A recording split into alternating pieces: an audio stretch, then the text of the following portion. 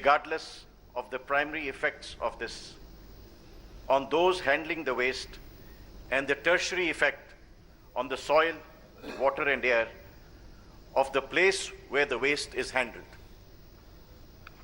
Third world countries therefore continue to import recyclable waste, which besides creating job opportunities provide minimal inputs. The Basel Agreement banning such export and imports remains a dead letter. The International League Order is trumped by the International Economic Order of exporters and importers.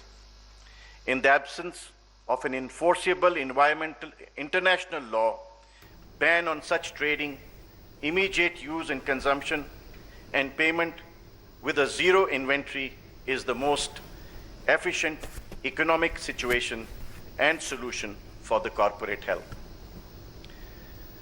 There is no global unity of law enforcers.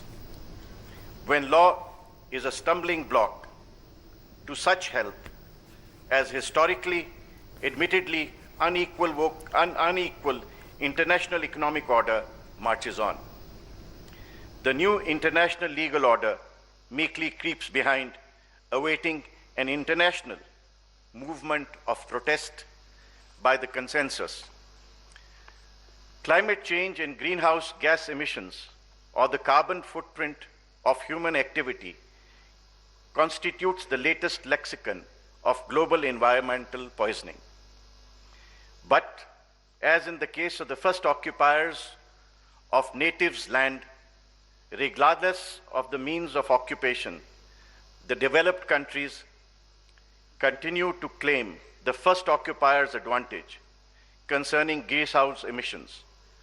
From the Kyoto Protocol to the Paris Accord, this has remained the consistent attitude, which has prevented any effectively enforceable legal order from emerging on emissions. All this despite the internationally accepted risk of significant human extinction if the Earth's temperature rises by 2 degrees Celsius. The implicit but known standard is that the way of life of those who have developed since the first industrial revolution cannot be disrupted or changed. By controlling emissions of their cycle of consumption and production goes on uninterruptedly.